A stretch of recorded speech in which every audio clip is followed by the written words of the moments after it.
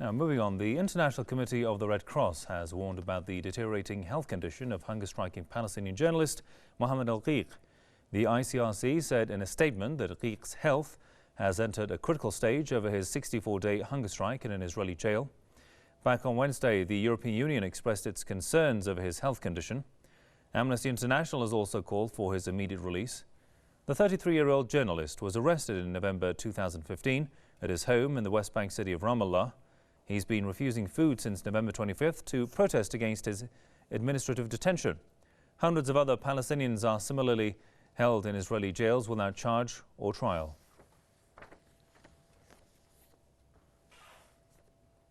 Well, let's talk more about this and go to Paris and talk to Gearóid Ó Colmáin, political analyst. Welcome to the programme, sir. Mr.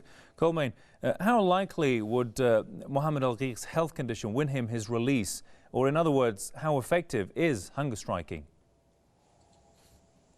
I think in this case, it is extremely unlikely that the hunger strike will succeed in having him released. I hope I'm wrong on that. Hunger strikes can be very effective from an ideological perspective. If you look at hunger strikes in Irish Republican history, one of the most famous hunger strikes of the 20th century was by a man from Cork in Ireland, Terence McSweeney. He went 74 days on hunger strike before he died, and that really galvanized the Irish Republican movement and had a huge role in the War of Independence, in galvanizing the population, in mobilizing the population against British oppression and colonialism in Ireland. Bobby Sands' strike of 1981 was also highly significant in mobilizing Irish Republicans to resist further repression in Northern Ireland, where people were being interned in camps without trial. I think that the current imprisonment and torture that has been going on against this journalist is highly indicative of the war against journalists in general, and is a sign of times to come. The fact that they can arrest journalists, there is no trial, there are no protections. We have no idea what this man is accused of. This is something that they are attempting to bring in worldwide.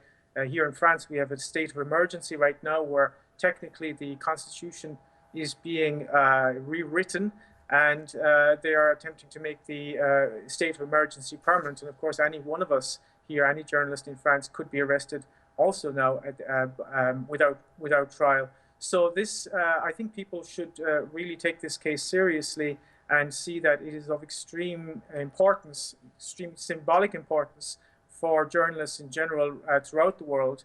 And they should get behind this and publicize it and make people aware of what is happening, because this journalist is very much symbolic of all journalists who are attempting to get the truth out there. And the Israeli regime is the core of global imperialism today. The Israeli regime is the very core of Zionism, and it is Zionism that is pursuing wars of aggression and genocide against the people of Syria, against the Palestinians, and against many other people in the region.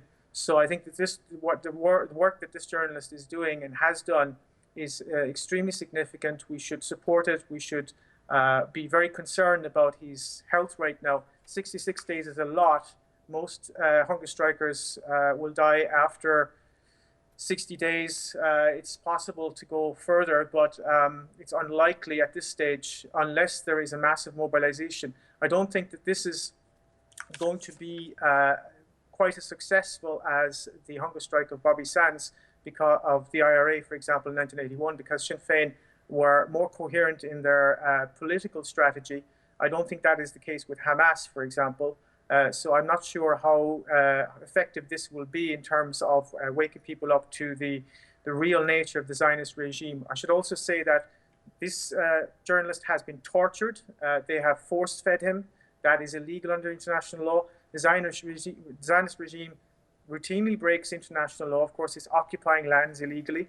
It flouts the law regularly, and it gets away with that because of its control of the Western media agencies. The principal news agencies of the West are the private property of Zionist billionaires. That is a well-known fact. So they generally get away with that because of their influence over the US government and of their lobbies that have extreme power and influence over the United Nations as well. So this is an absolute disgrace what has happened to this journalist.